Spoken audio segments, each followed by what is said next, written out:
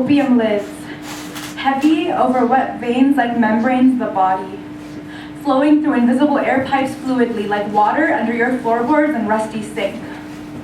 Mechanics of nature, manifested into the dichotomy of kitchen pipes and oxygen capillaries, fat cells carrying blood cells, carrying love cells to where? To the veins and that thin slab of skin covering your vision, into these opium breathing, eating, sleeping, dreaming hands.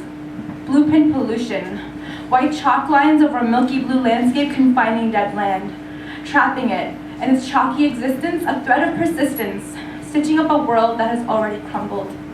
So we just breathe in, inhale and exhale the dust of our bones over white-capped ocean, carried by the slight stirring air and hurricane breaths to make ocean flowers blossom over everything, even deserts.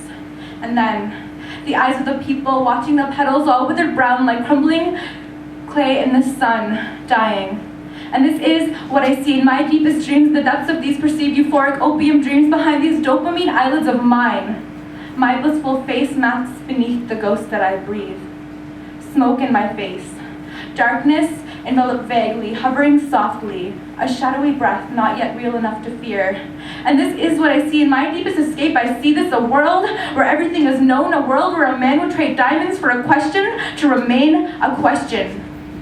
I always wondered, why does a peach shed its soft skin and give in, decaying under black mold and letting the mildew spread like cancer over the stretched membranes, letting the flies the skins of juicy, wet, and sweet-smelling organisms?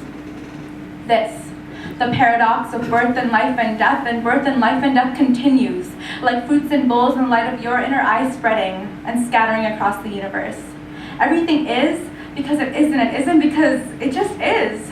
You are not blind if you close your eyes, and you are not cold and hard like the boulders of these mountains you wish to avoid. I was not blinded, and my nerves were not shot with ignorance. No, in my selfish creed, I ordered my brain to succumb to the black tar of these blossom seeds. But rather than listening, these blossoms died within me and sprout new life, planting within another seed.